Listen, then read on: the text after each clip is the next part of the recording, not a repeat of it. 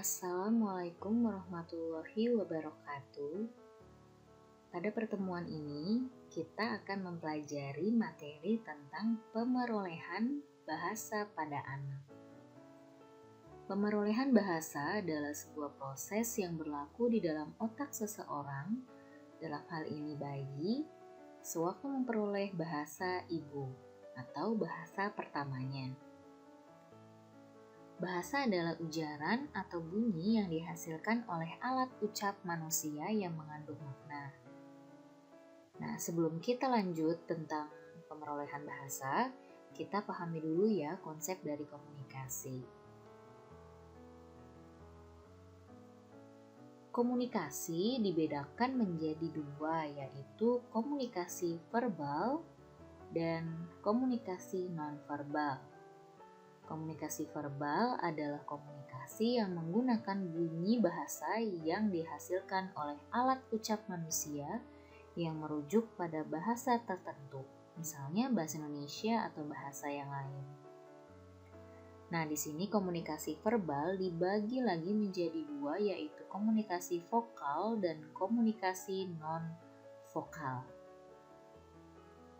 Komunikasi vokal adalah bahasa yang diucapkan oleh manusia secara langsung, sedangkan non-vokal adalah secara tidak langsung. Dalam hal ini adalah bahasa yang tertulis.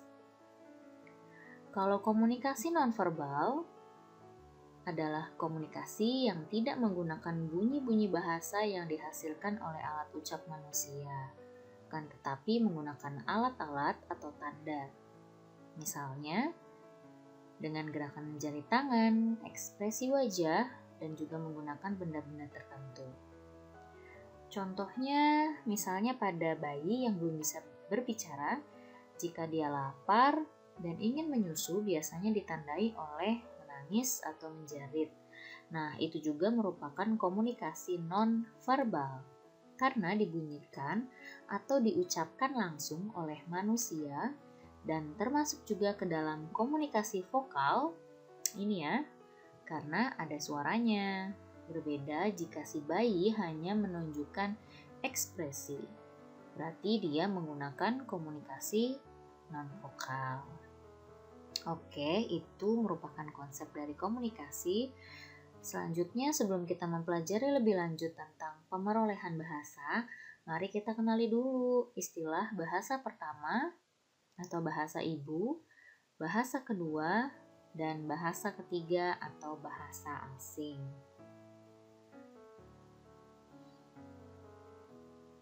Bahasa pertama terjadi apabila pembelajar bahasa, biasanya anak yang sejak mula tanpa bahasa, kini ia dapat berbahasa. Jadi, bahasa pertama adalah bahasa yang pertama kali dikuasai oleh seseorang. Bahasa pertama ini sering disebut dengan istilah bahasa ibu. Ciri dari bahasa ibu biasanya pertama kali dikuasai saat bayi atau kecil, bahasanya tidak formal, dipelajari juga tanpa sadar, dan juga merupakan bahasa yang digunakan dalam keluarganya.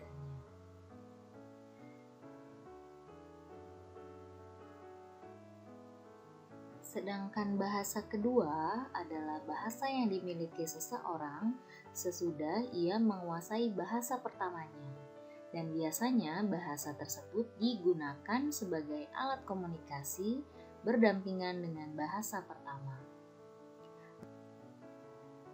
Bahasa kedua biasanya diperoleh dalam lingkungan sosial di mana bahasa itu digunakan.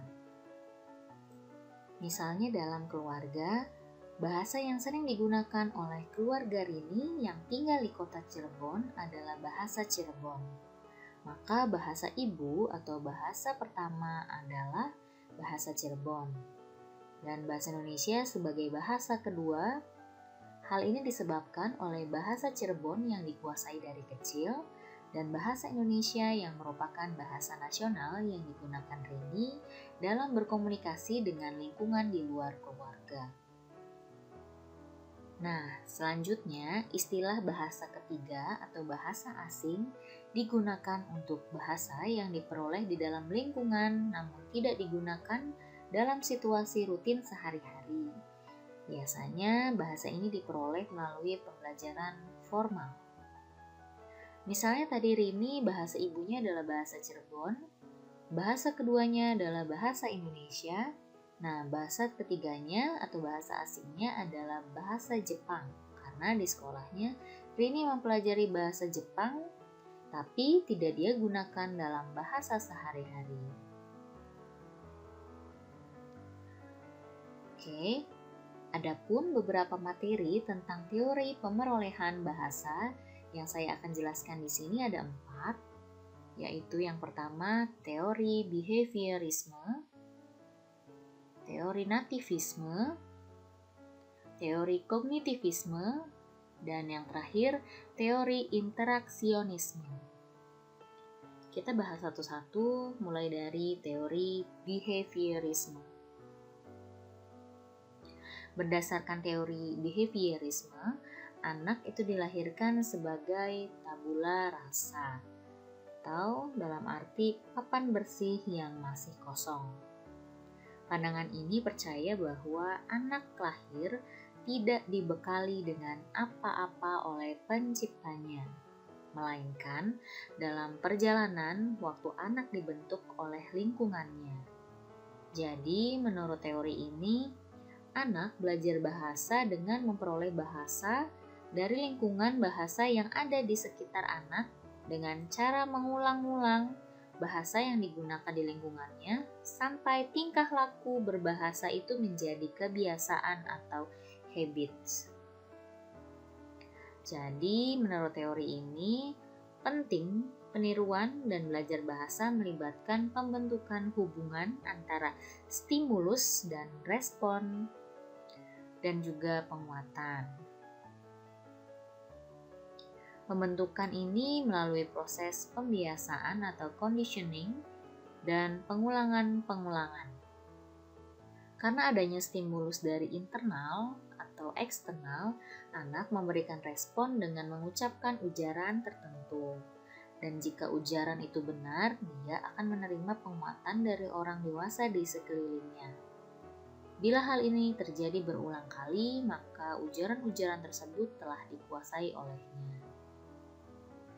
Nah, di sini ada beberapa tokohnya ya. Kalian bisa cek dan pelajari mandiri tentang teori masing-masing dari ahli ini. Tapi kurang lebih adalah yang telah saya kemukakan tadi. Selanjutnya ada teori nativisme. Jadi, teori nativisme ini berasal dari kata native yang berarti alamiah atau bawaan dari lahir. Jadi menurut ahlinya itu yang bernama Chomsky tidak menganggap penting pengaruh lingkungan. Namun pemerolehan bahasa ini ditentukan secara kodrati. Jadi menurut Chomsky, anak lahir sudah dibekali dengan seperangkat alat yang memungkinkan mereka untuk dapat memperoleh bahasa. Jadi maksudnya adalah anak dilahirkan dengan membawa sesuatu.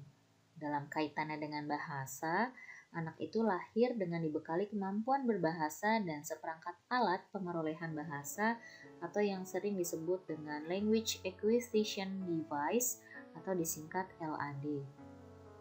Tanpa LAD ini, tanpa dibekali dengan kemampuan yang dibawa sejak lahir, mustahil anak-anak itu dapat mahir berbahasa. Selanjutnya ada pandangan kognitivisme yang menganggap bahwa perkembangan bahasa itu berlandaskan pada perkembangan kognitif anak. Perkembangan ini tergantung pada keterlibatan anak secara aktif dengan lingkungannya. Perkembangan kognitif ini pun bertahap sehingga perkembangan keterampilan berbahasa juga bertahap sesuai dengan urutan perkembangan kognitif. Jadi intinya perkembangan bahasa anak itu sudah ada tahapannya sesuai dengan perkembangan kognitif dengan beberapa tahapan dan perkiraan umurnya. Nah, kita bisa lihat ya di sini ada tabel yang merupakan tahapan dari perkembangan anak. Nah, bahasa juga disesuaikan dari si tahap-tahap ini. Yang terakhir ada teori interaksionisme. Teori ini beranggapan bahwa pemerolehan bahasa merupakan hasil interaksi antara kemampuan mental pembelajaran dan lingkungan bahasa. Jadi pemerolehan bahasa itu berhubungan dengan adanya interaksi antara input dan kemampuan internal yang dimiliki pembelajaran. Setiap anak itu sudah memiliki LAD, yang tadi Language Acquisition Device, sejak lahir. Sejak lahir ini anak telah dibekali dengan berbagai kecerdasan. Nah, salah satunya adalah kecerdasan berbahasa. Akan tetapi yang tidak dapat dilupakan adalah faktor lingkungan gitu ya, yang juga mempengaruhi kemampuan berbahasa si anak. Jadi selain kecerdasan berbahasa, faktor lingkungan juga mempengaruhi perkembangan bahasa pada anak. Oke, selanjutnya ada faktor-faktor juga yang mempengaruhi bahasa. Di sini ada 4, ada faktor alamiah, faktor perkembangan kognitif, faktor latar belakang sosial, dan juga faktor keturunan. Untuk beberapa faktor ini bisa kalian pelajari mandiri dan juga cari-cari dari info yang lain. Oke, sekian pembahasan singkat mengenai pemerolehan bahasa anak. Semoga ilmu yang saya berikan dapat bermanfaat. Mohon maaf jika terdapat kesalahan. Wassalamualaikum warahmatullahi wabarakatuh.